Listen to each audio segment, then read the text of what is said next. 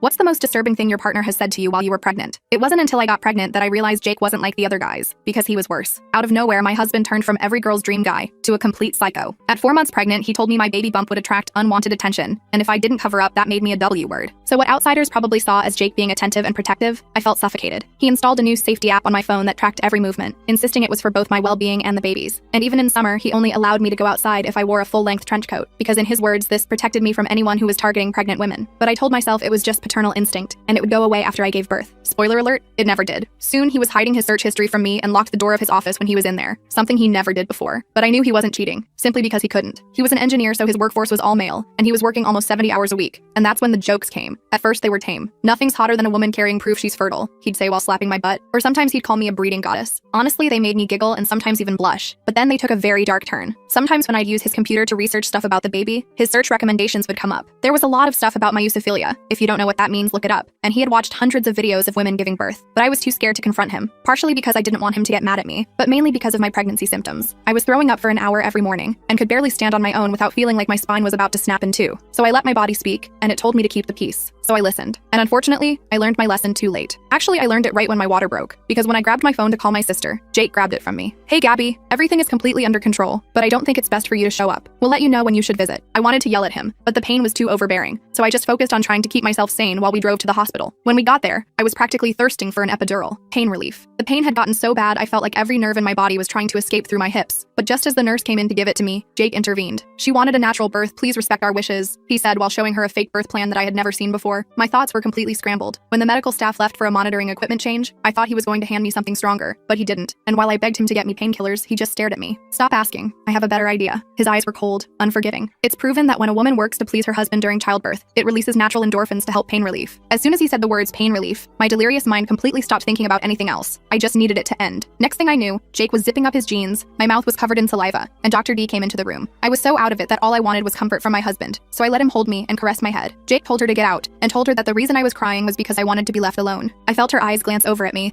but I was in too much pain to say no or even just shake my head, so she took Jake's word for it and left. What Jake did in that room while I gave birth is something I still have nightmares about. Even as I write this post, tears are falling onto my screen. I won't go into detail, but it was every disgusting intimate act you could think of. Probably worse. So much so that when my baby finally popped out, Jake was even more exhausted than me. And when he fell asleep in the chair beside me, I finally called my mom, dad, and sister. They didn't say a word, just kept their arms around me while I broke down. And even though I never wanted to discuss that experience with a human being, I knew I had to keep me and my baby girl Isadora safe. So I texted them what happened. Immediately, my dad blackmailed Jake into leaving. As soon as he left, I finally felt safe enough to fall asleep. And I didn't know it at the time, but my dad was about to make my husband pay, and my life was about to change forever. The rest of the full story is on my channel and linked below.